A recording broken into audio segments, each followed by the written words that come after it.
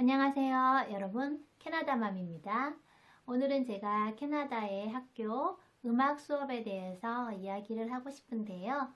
캐나다는 음악 수업이 조금 더 가깝게 다가갈 수 있게 되어 있는 것 같아요. 저희 아이가 5학년인데 학교에서 스트링 반이 있다고 공지가 왔어요. 첼로하고 바이올린, 비올라 중에서 아이가 악기를 하나 선택하면 1년 동안 수업 시간 중에 가르치는 그런 프로그램이 있다는 공지였고요. 만약에 우리 아이가 악기가 없다 하면 악기를 빌려서 1년 동안 쓸 수도 있는 그런 프로그램이 있었어요. 그리고 악기점을 멀리 있는 악기점까지 가기가 어려운 분들을 위해서 학교에서 정한 날 학교 운동장 그 실내 체육관 같은 것이 있는데요. 그곳에 이제 악기점에서 악기를 다 갖고 와서 세팅을 많이 해놓고 아이들마다 체격에 맞춰서 악기를 렌트해 주는 그런 렌트하는 날을 하루 정해서 하기 때문에 쉽게 악기를 구할 수가 있어요. 또 아이들은 또 3개월마다 그 악기비를 내면서 빌릴 수도 있고요. 1년치를 모두 완납하고 빌릴 수도 있어서 다양한 그 선택지가 있기 때문에 어떤 악기더라도 마음에 드는 악기가 있다면 일단 도전할 수 있는 기회가 많이 열려 있는 것 같아요. 물론 강요하는 건 아니라서 아이가 음악을 많이 좋아하지 않는다면 굳이 하지 않아도 그 누가 뭐라고 하지는 않고요. 또 아이에게 음악을 통해서 조금 견문을 넓혀보고자 하는 분들은 정말 기회가 좋은 그런 수업인 것 같아요. 저희 아이는 바이올린을 선택했는데요. 물론 저희도 이곳에 바이올린을 갖고 오지 않았을 뿐더러 바이올린을 한 번도 해본 적이 없었어요. 그래서 이제 바이올린을 신청하고 학교 체육관에 가서 빌려서 가지고 왔고요. 일주일에 2번 정도 선생님과 함께 레슨을 받고 있어요. 물론 전문 선생님이 1대1로 가르쳐 주시는 것은 아니기 때문에 전문적인 학원에서 배우는 친구들보다는 진도가 그렇게 빠르지 않을 수 있는데요. 그냥 즐겁게 자기가 하고 싶어서 하는 거니까 조금 천천히 하더라도 만족도는 높은 것 같아요. 천천히 하지만 이것이 쌓이다 보면 어느 날은 아이들이 연주곡도 연주할 수 있는 수준이 된다고 하는데요. 아직 몇 번 배우지 않아서 그런지 저희 아이는 이제 처음으로 활을 잡고 또 바이올린을 드는 이제 하나, 2개 정도의 코드를 배운 실력이 되었고요. 근데 재밌고 즐겁다고 그래요. 그래서 이제 연습도 하고 그러는 걸 보면은 좀 수업이 재밌는 것 같아요. 선생님께서 아주 시끄러울 텐데 저희는 옛날에 리코더 같은 거 학교 가져가면 선생님이 불어 하기 전에 불었다가는 혼쭐이 나곤 하잖아요.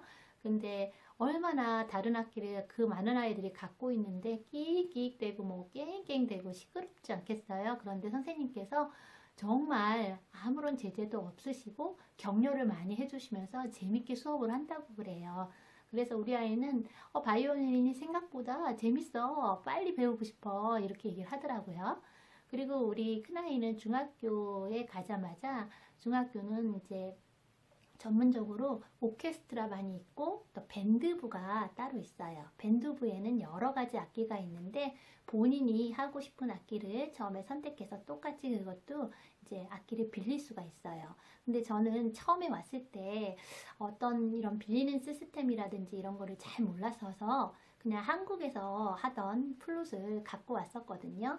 한국에서 플룻을 완전 전문적으로 막 배운 건 아니고요. 조금 배웠었는데 이제 플룻이 있으니까 혹시나 해서 제가 캐나다 올 때 챙겨왔었어요.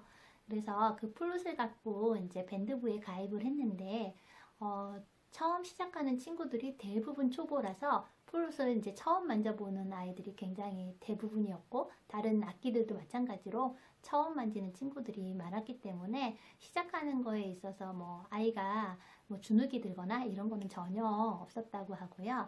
오히려 이제 한국에서 온 몇몇 친구들은 미리 플룻 같은 경우는 여자친구들이 좀 많이 하잖아요. 그러다 보니까 이제 소리가 나고 연주를 어느 정도 할 수 있는 아이들이 있으니까 친구들이 깜짝 놀라면서 굉장히 부러워하고 박수 쳐주고 그런 분위기였다고 그래요. 그래서 영어가 좀 부족해서 의기소침할 때 이렇게 음악을 통해서 내가 뭔가를 좀 할 수 있다라는 그런 마음이 있으니까 아이들도 조금 길을 펼 수 있고 또 친구들도 제가 저렇게 플룻을 잘하고 좋은 노래를 부를 수 있구나 하고 또 대화를 할 수 있는 기회가 되었다고 하더라고요.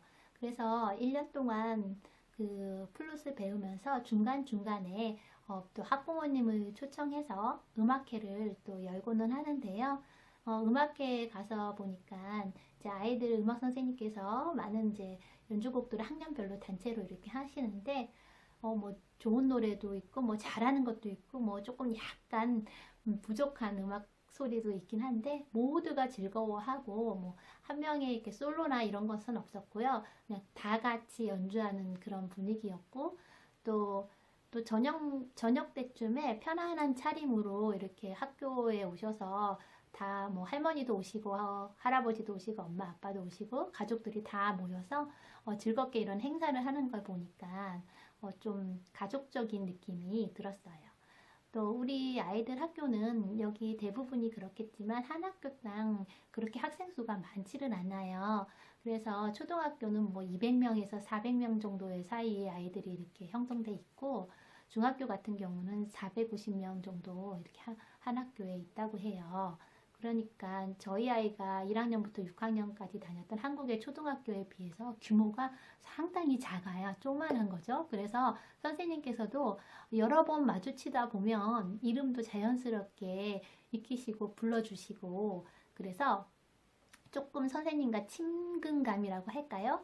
왠지 선생님이 나를 알고 있고 이름을 불러주니까 아이들이 깜짝 놀라면서 내 이름을 어떻게 아셨지? 하고 좋아하더라고요. 그런데 제가 처음에 캐나다에 올 때 우리 아이들 영어 이름을 생각하지 않고 왔어요. 그냥 한국식 이름으로 그대로 학교에다 등록을 했거든요. 그랬더니 외국인 선생님들이 발음하기가 너무 어려운 거예요. 그러니까 저처럼 한국식 이름이 너무 힘드신 분은 외국 이름을 하나 지어갖고 오셔도 좀 친구들이 부를 때 덜 힘드는 점도 있고요. 저희는 이름이 너무 어려워서 처음에 아이들이 부르려고 하면은 연습을 자기들이 좀 많이 해야지 겨우 부를 수 있게 되는 그런 에피소드가 있었는데요. 담임 선생님부터가 정말 매일 부르고 연습하시더니 이제 드디어 너의 이름을 내가 부를 수 있다 하시면서 발음 체크 받으시고 그 후로는 더 자주 불러주신다고 하더라고요. 그래서 이름이 조금 어려운 친구들 같은 경우는 발음하기가 힘들다 싶으면 애칭으로 영어 이름을 하나 만들어 오시면 여기서 또 아이들이 쉽게 부를 수 있으니까 기억하기도 쉽고 선생님들도 편하게 생각하실 수도 있을 것 같아요. 오늘은 학교의 음악 이야기를 해봤는데요. 또 다음 시간에는 또 어떤 학교 행사들이 있나 또 이야기해보고 싶습니다. 그럼 오늘도 감사합니다. 즐거운 하루 되세요.